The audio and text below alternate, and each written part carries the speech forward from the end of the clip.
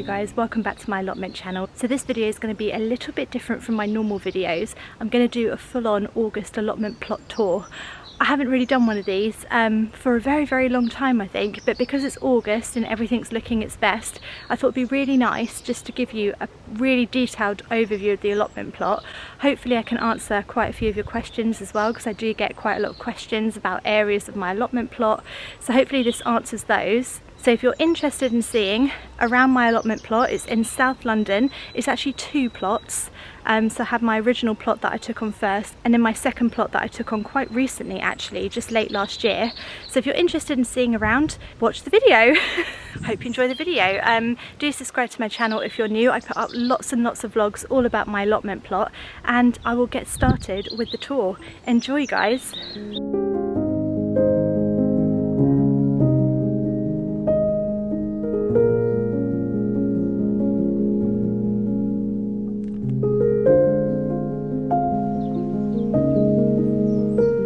So I'm starting my tour here at the very front of my original allotment plot.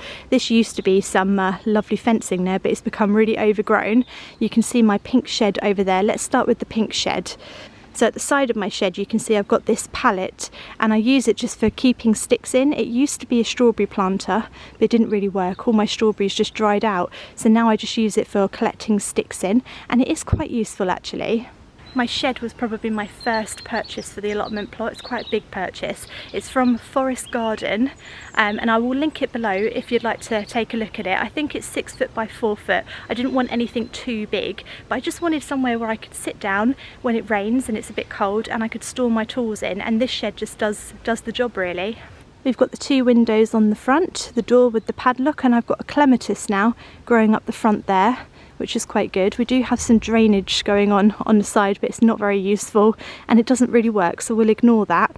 And the colour that I've used is Cuprinol Sweet Pea Pink.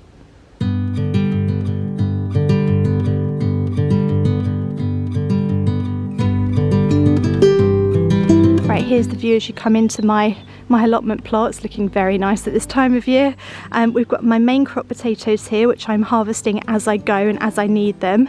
And then in the bed next to it, we've got some peas, beetroot, carrots, and this lovely pea structure that I made.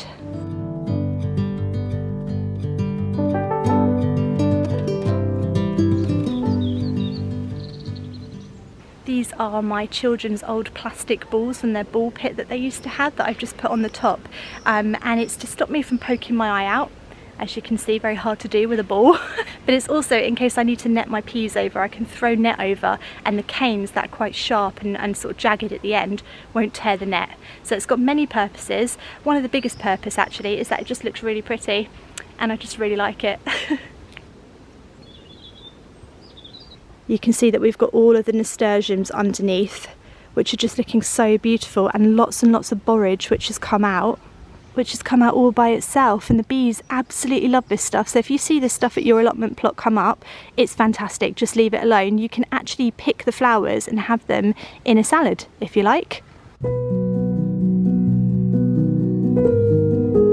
I get a lot of questions about these archways. So these were from Amazon. I think they were about £12, and I've just covered the whole thing in garden mesh. And you can see that I've got all the runner beans growing up here and all sorts of things really. I think I've got some French climbing beans somewhere too, and the nasturtiums are also happily climbing it, and it's just strong enough. It holds itself up, if you know what I mean. There you go. It was a slightly unplanned archway this year because I didn't really grow as much up it as I wanted to, but you can see that what little I have grown has just become, it's just gone insane. It's just gone crazy, and it looks stunning.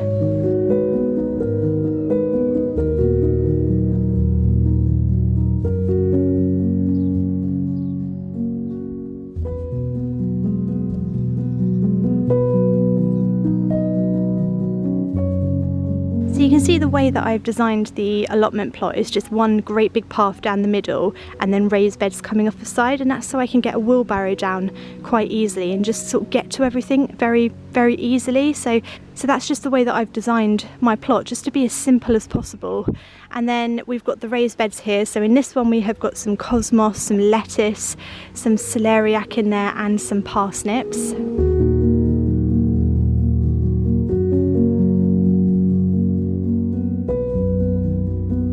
On the other side I've got some sweet corn. This is the Swift variety, Swift F1 I think, and it's doing okay. It doesn't get very tall, this variety, which is the only thing about it, but I do have another variety on my other plot over there which I will show you shortly, but it's doing okay. Then we have a mini structure here with some snap peas on and some rhubarb. The dahlia unfortunately just sort of perished.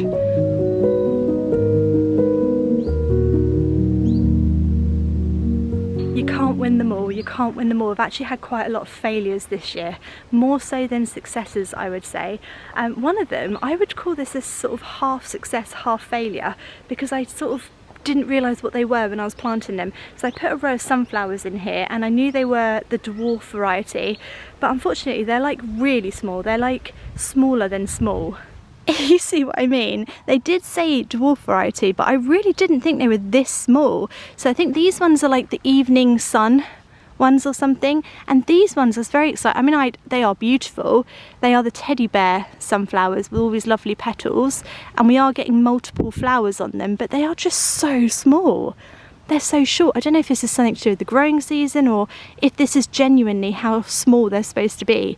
I mean, let me know in the comments, because I've never grown these before.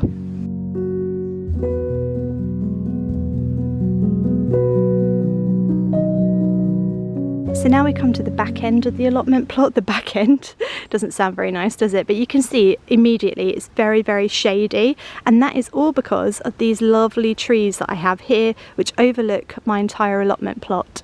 A lot of people often ask me if I'm planning on getting rid of all the trees, and I'm just not. The birds love them, I love them. They also give me a lot of leaf mulch as well, which is very, very useful in the autumn, and a free, you know, organic material that I can put on my beds. So I'm just sort of trying to work with them instead of against them. Unfortunately this year, I haven't really managed to grow anything substantial in the shade here, but I'm learning and I will get there.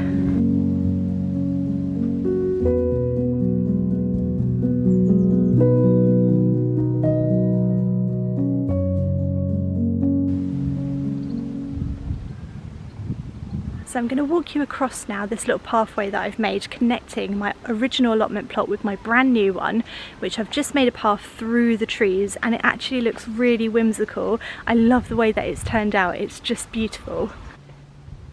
So you just go through the trees, down the pathway.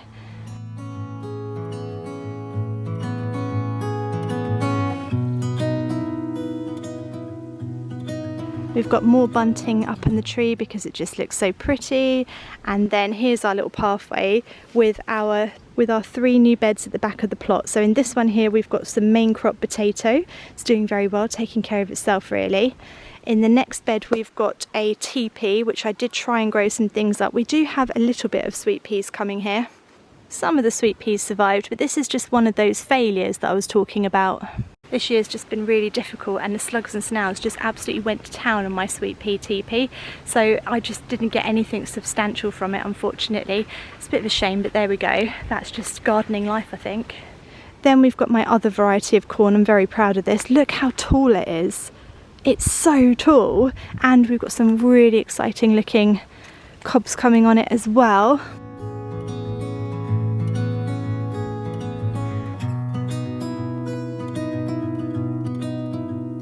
There is an apple tree on my new plot. I did find it. I found it buried like in between loads of weeds, so I sort of rescued it, and then we had this awkward area of the plot here with the tree stump. So what I've actually started to do is put in some more perennial flowering plants here, which I think will attract pollinators and hopefully turn this area from looking a bit sad and neglected into looking something really beautiful.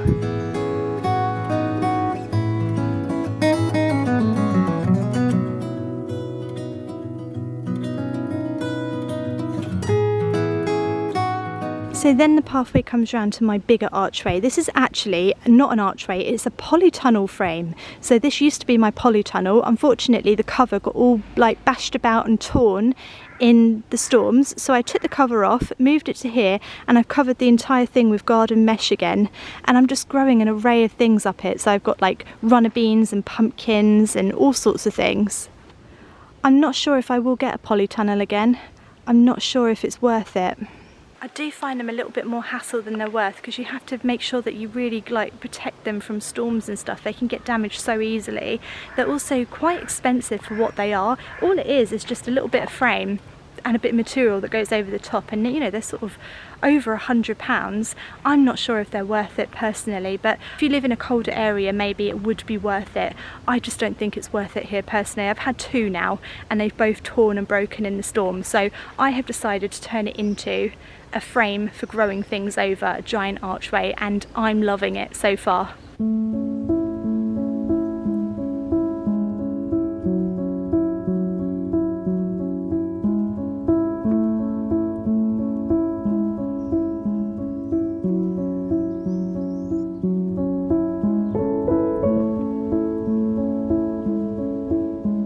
At the beginning of my polytunnel growing frame, I have got a couple of blueberry plants, and this is their first year, but they are producing blueberries now and they're looking very, very nice.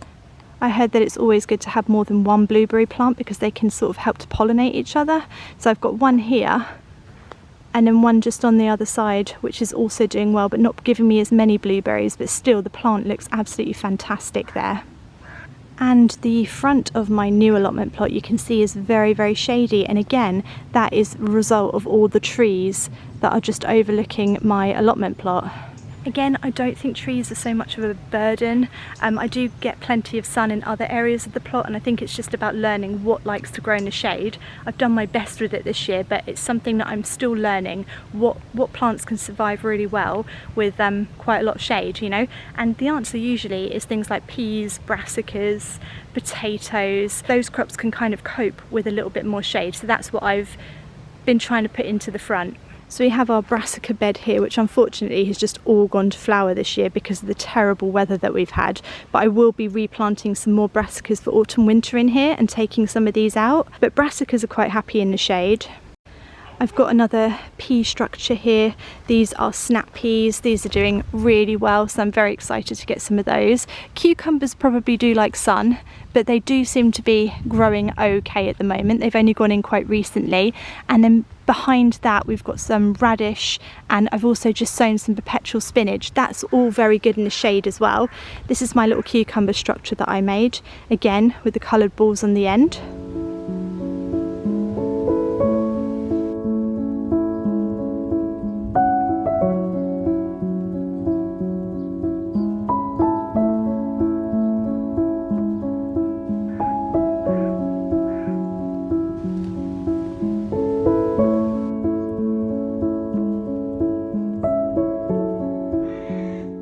Can't do a tour and not mention Harry the Scarecrow. I made this scarecrow. It was supposed to keep birds away from my brassicas because they kept coming down and eating all of my brassicas, because they love things like that, birds. You'd never realise it before getting an allotment plot or growing your own food, but they love to strip the leaves of brassica plants. There you go, there's some useless information. It might be useful one day though. But I made Harry, and he's not done a great job, have you, Harry? He's done his best, but you know, he's tired, he's old, he's getting old now, so. And then the last section of my allotment plot is this middle bit. So I had those really big trees. I mean, they're absolutely beautiful, I love them, but they are a little bit of a hindrance as well because I'm not entirely sure what to do with the area. So what I have done is turned it into a wildlife area where all the wildlife can come and just relax and chill out, take a minute just to chill, you know, have a drink, have some food. I've got my bird feeding station here, and I've got my little hot air balloon over there for the birds to land in. Not that they do, but you know, they might one day. And then under here there is actually wildflowers. Unfortunately they didn't come up this year, but I have let it go a little bit overgrown so that they can all hide. I know I have a mouse hiding in here somewhere who's quite happy, so I'm not going to chop that back too much.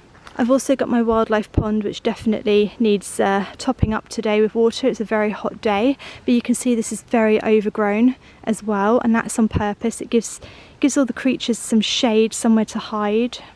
And then somewhere hidden in here there is a little hedgehog house. I don't know if I have a hedgehog in there. There's also a little log pile. Gosh, like the Gruffalo. My little wooden house and my little log pile house.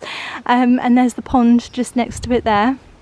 So this middle area of the allotment plot has just been a bit of a challenge because I'm not entirely sure how to tackle it, but I am getting there slowly, and I think a wildlife area is just what it needs.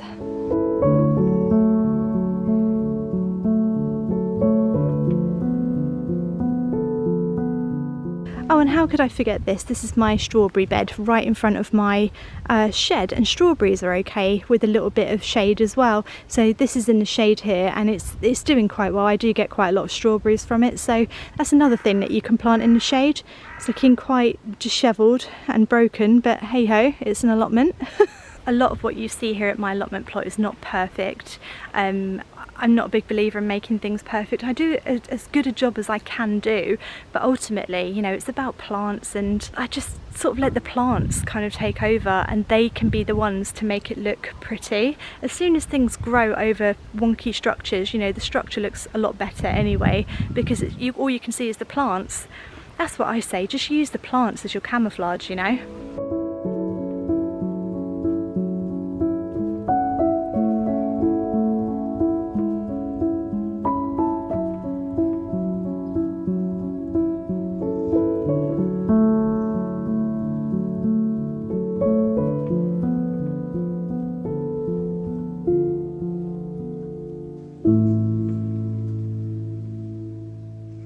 Anyway, I hope you've enjoyed my allotment plot tour today. If you have, do subscribe, and if you have any questions that I haven't answered, just leave them below in the comments and I will get back to you as soon as I can, or I will answer them in a future video.